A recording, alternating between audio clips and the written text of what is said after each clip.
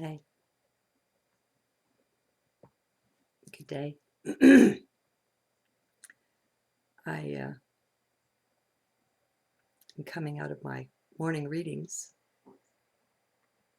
again, and they send me off somewhere. And I don't know about the wisdom of going right to the webcam coming from that, but who knows?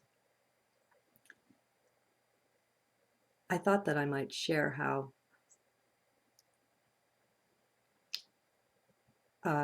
recently in my journals and in my life, I'm seeing the effects of this unplugging from 3D that's going on. And perceived from ego, it could be distressing. It could look like you're beginning to care about nothing, and so on. Just stay out of the mind with it. What I'm noticing is the increased ease with which I not only sit in the heart, but when mind wants to chip in with some thoughts about something, um, I just recognize it more quickly. It's easy to see, and you can kind of like shrug it off and just choose not to look into those thoughts. You can see them and just say no and preserve your space and heart. Um, Mind is ego. Mind is time itself.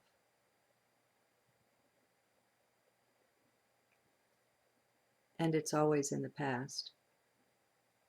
And it's just of so little use. I mean, as a matter of fact, I suspect it's the bonfire that finally consumes it that is what some call enlightenment. I don't know. I still have one. Um, but I'm really blessed, and I know that I'm nothing special. And so, just like a bird on a branch, I just want to sing. And I just want to share and pass the blessing along because you are me. There was a really neat line in my reading this morning that, I don't know why I have to go to somebody else to, uh, to say it. The mistake is in thinking that you are unenlightened. It's that thing where you are perfect already. There's just a bunch of junk clouding your perception of that and some things that have to be let go of, or that will be let go of. I mean, it's not always you doing the letting go. The conscious mind is what you think you are now, chances are. And a good part of this letting go doesn't go on consciously. I'd say most of it.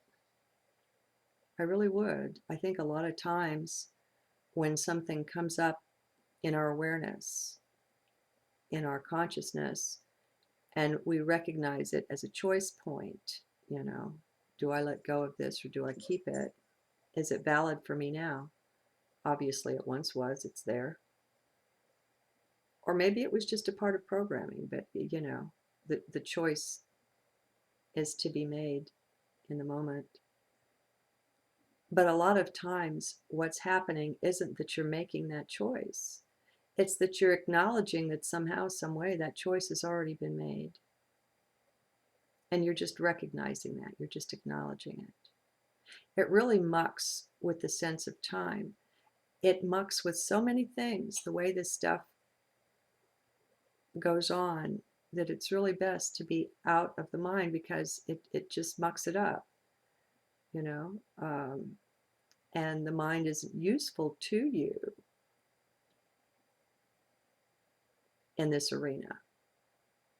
It doesn't have anything useful to offer except distraction or, yeah, distraction to take you away from your greater self. And I was pondering, what is this being in heart? How can I share it? How can I make it talk so that others can hear it? And part of it,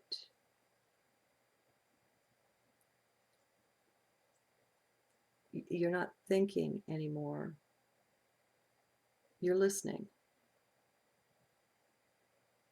And not just with your ears, but with your whole being.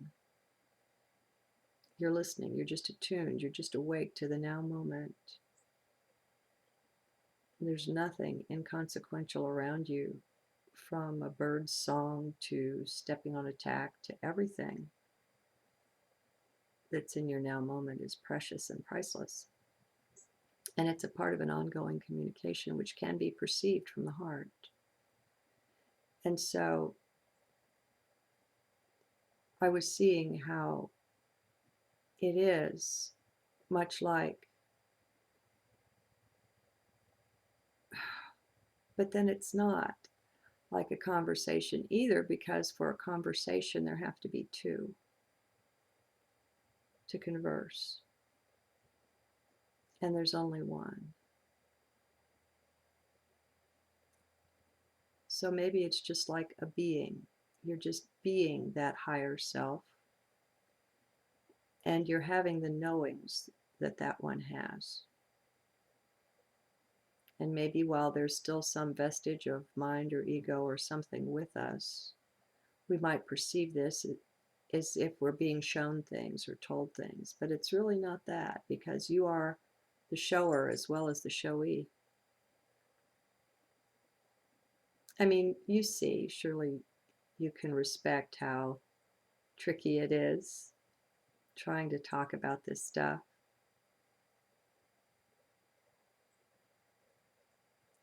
It's like this with Papa G now, also called Master G and also called Punja G. G is just a honorific, something appended to a name as a title of respect. Uh, this is right where I am in my communion or communication or whatever it is with the Master at this point. He is so much a part of me that the two-ness is lost. And so I'm finding my way around in the oneness. And it's kind of strange. But it's less and less strange as we stay in heart. To the mind, it's bedlam. It's Freakville. It's just bizarre. But that's okay. You know, mind is not a qualified guide into this territory. And so there's a union and a oneness that speaks here that's priceless and precious. But it's nothing whatsoever like we thought it was going to be. Um, I hadn't ever intended or sought out a guru in this life. It wasn't something that crossed my mind. It wasn't an impulse that I had. It's not that it wasn't interesting. I just never thought about it. And then all of a sudden, there was Papa G. And it was so obviously right. And so suddenly I had a guru. Well, even though I hadn't thought about it, we all have these ideas that we carry around with us of what something is or must be like, or what we've read or what we've heard, and so on and so on. And you think of maybe the long conversations you'll have or something like that. Um, Maybe the master would even appear for you, sit in a chair, you could converse. It's all BS. It's all so worthless. It's like fantasy land. And what's real is always, well, it's not even comparable. I was going to say it's far and away finer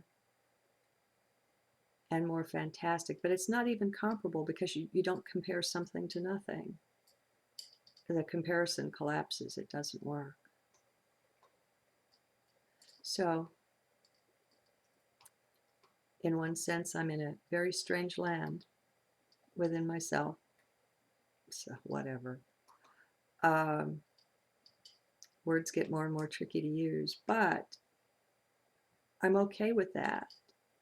I just have this knowing that those in heart are fine. They'll be able to read me. They'll be able to understand the vibration, the energy, if not the words. And the gift will be given, and that's sufficient.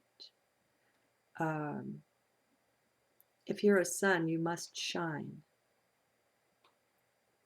You don't question it. You just shine. It's just a need. I don't know. And we're all that. Each one of us, as we follow our own peculiar bliss, whatever that is, the thing that lights our fire, as we follow that and pursue it and immerse ourselves in it whenever we can, it shines for other people like this. It's the same thing. And so you master your thing. I mean, look at someone like a Terence McKenna. There are a lot of people that write him off and want to thumb their noses at him or look down on him. He's a great genius, and he has a lot to offer. And the thing is, he was totally following his bliss. And so it included deep exploration of the lands you go to with plants and substances that people call drugs. So what? I mean, there are those who will see and benefit. Anyone who's following their bliss is connected up with the self, capital S. And that's what's shining there. And that is picked up by everyone. It's picked up more consciously by those who are in heart.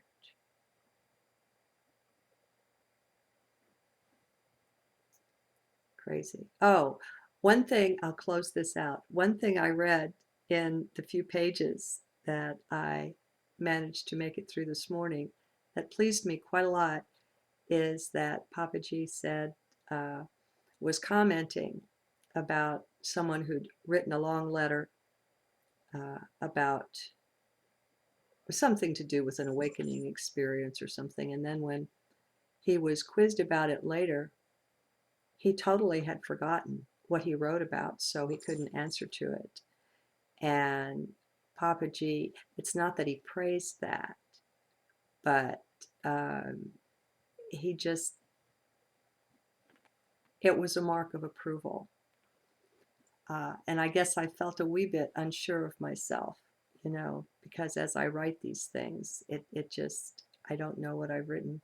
Sometimes when people comment, believe it or not, I have to go back and listen to the video or read the journal to see what they're talking about. It's a funny space to be in. It's a really funny space.